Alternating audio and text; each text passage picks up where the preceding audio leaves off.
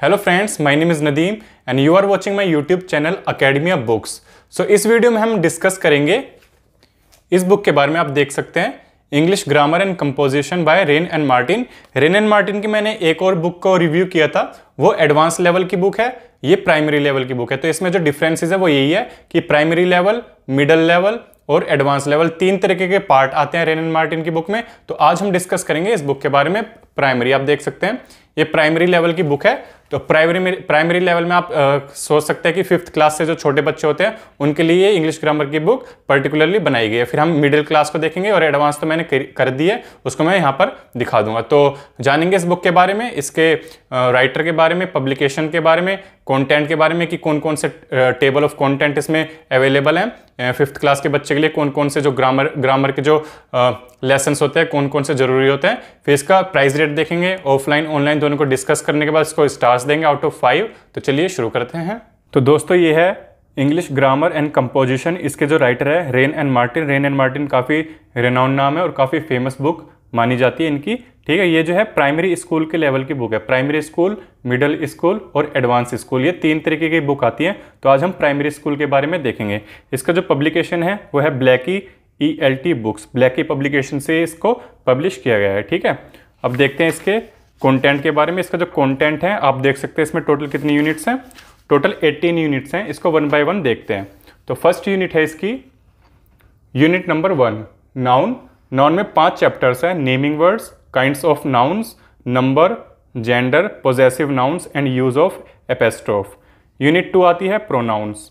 Pronounce में आता है pronouns, personal pronouns, possessive pronouns, demonstrative pronouns, interrogative pronouns, reflexive pronouns, relative pronouns. ठीक है, उसके बाद आता है एडजेक्टिव्स। एडजेक्टिव्स में आता है आपका describing words, adjectives of number, adjectives of quality, adjectives of quantity, demonstrative adjectives, interrogative and possessive adjectives, comparison of adjectives. फिर आता है यूनिट 4 आर्टिकल्स। आर्टिकल्स में आपका एक चैप्टर है टाइप्स ऑफ आर्टिकल्स। फिर आता है वर्ब्स। वर्ब्स में आप पढ़ेंगे व्हाट आर वर्ब्स। फिर पढ़ेंगे उसमें tenses, past tense, present tense and future tense. फिर उसके बाद आता है बी वर्ब्स। उसके बाद 2 चैप्टर और आते हैं इसमें। सबसे फर्स्ट चैप्टर है transitive and intransitive verbs, linking verbs. उसके बाद आता है इन्फिनिटिव्स, व्हाट आर इन्फिनिटिव्स। फिर आता है जीरंड्स, व्हाट इज अ जीरन। फिर आता है पार्टिसिपल्स। पार्टिसिपल्स में आप पढ़ेंगे present participles and past participles. उसके बाद आता है मोर अबाउट टेंसेज।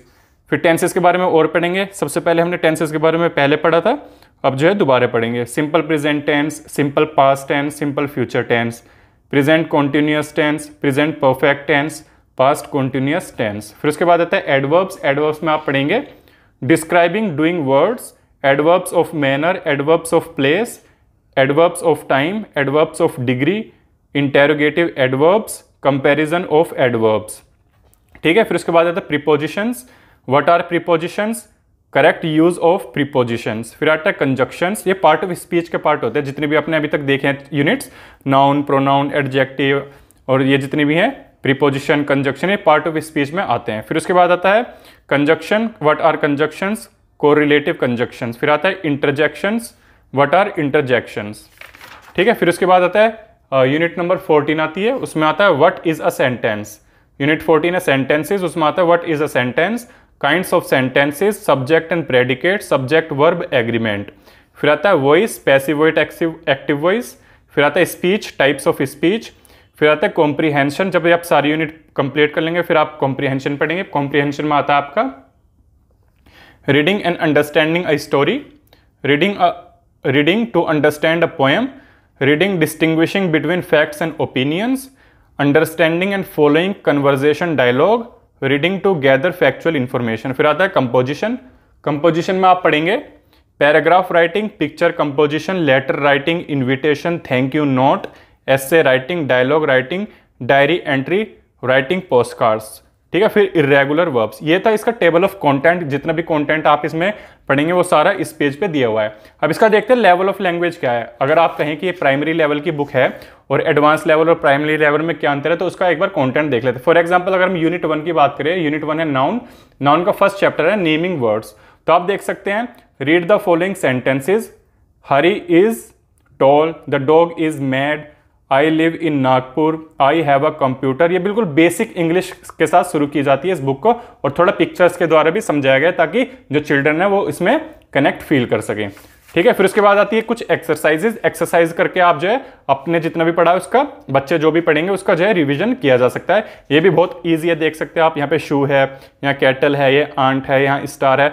तो जो बच्चे होते हैं, जो 5th क्लास के और 4th क्लास के बच्चे होते हैं, मतलब उनसे छोटे बच्चे जो होते हैं, तो वो उसको ईजिली अंडरस्टैंड कर सकते हैं और अपनी इंग्लिश ग्रामर का जो बेस है उसको अच्छी तरीके से अच्छा कर सकते हैं। तो यही था इसका लेवल ऑफ लैंग्वेज। जैसे आप देख सकते हैं चैप्टर 2 आ जाता है, फिर चैप्टर 2 में है kinds of noun. Kinds of noun में आ जाते हैं 4 तरीके के नाउन्स होते हैं। For example the common noun, proper noun, abstract noun, collective noun. तो इन सब चीज़ों को भी हम इसमें पढ़ते हैं। ठीक है, तो इसे 1 बाय 1 इसी तरीके से 18 यूनिट कंप्लीट हो जाती है। और यहाँ पे आप देख सकते हैं ये 3, जैसे मैंने आपको बताए थे, 3 तरीके की बुक होती हैं। एक तो प्राइमरी लेवल जो मेरे अभी इस टाइम हाथ में है, उसके बाद आता है middle school English grammar and composition, इसको भी मैं रिव्यू करूंगा। और ये जो है high school English grammar and composition, मैं एडवांस लेवल बोल रहा था लेकिन इसको बोलता है हाई स्कूल। ठीक है, तो हाई स्कूल की जो इंग्लिश ग्रामर की बुक है इसको भी आप कर सकते हैं परचेज। तो ये तो इसका तो मैंने रिव्यू किया हुआ है। तो इसकी जो मेरे को पड़ी थी 405 की जो इसकी MRP है। ठीक है, 405 की MRP है। आप इसको ऑनलाइन लेंगे, उसका मैं जो है प्राइस आपको स्क्रीन पर दिखा दूंगा। तो यही था इस बुक के बारे में। ठीक है, तो गाइज ये था इस बुक का review, primary English grammar and composition by Wren Martin. इसके 3 पार्ट्स आते हैं, प्राइमरी, मिडल और हाई स्कूल। हाई स्कूल का मैंने रिव्यू कर दिया है, वो आप यहाँ पर देख सकते हैं, और उसका जो लिंक है मैं डिस्क्रिप्शन में भी आपको दे दूंगा। तो ये जो है एक जो चाइल्ड होते हैं जो 5th क्लास और 6th क्लास में रहते हैं, एलिमेंट्री स्कूल लेवल पे जो रहते हैं, उनके लिए काफ़ी अच्छी बुक है रेनर मार्टिन की। अगर आपका कोई भी चिल्ड्रन इंग्लिश ग्रामर सीखना चाहते हैं तो प्राइमरी स्कूल के साथ आपको शुरू कर सकते हैं, फिर मिडिल क्लास, फिर हाई स्कूल को आप देख सकते हैं। और ग्रामर की अगर हम बात करें तो ये तीनों बुक जो है आपका बेस काफ़ी अच्छा बना देती है, पार्ट ऑफ स्पीच को लेकर, कॉम्प्रीहेंशन को लेकर। तो सारे के सारे जितने भी ग्रामर के पोर्शन है आप इनसे कवर कर सकते हैं, अपना बेस कंप्लीट कर सकते हैं। फिर एडवांस लेवल की और बुक आती है, उनको मैंने भी रिव्यू किया हुआ है इस चैनल पे, आप उनको भी जाकर प्लेलिस्ट में देख सकते हैं। इंग्लिश ग्रामर के नाम से प्लेलिस्ट मैंने बनाई हुई है, तो आप उसमें जाकर देख सकते हैं कि कौन कौन सी इंग्लिश ग्रामर की बुक है जो एडवांस लेवल में काम आती है। ये प्राइमरी लेवल की है। ठीक है, तो यही था आज की वीडियो यही थी। तो आपको अगर वीडियो पसंद आए तो इसको लाइक कीजिए, सब्सक्राइब कीजिए चैनल, इसको शेयर कीजिए ज़्यादा से ज़्यादा।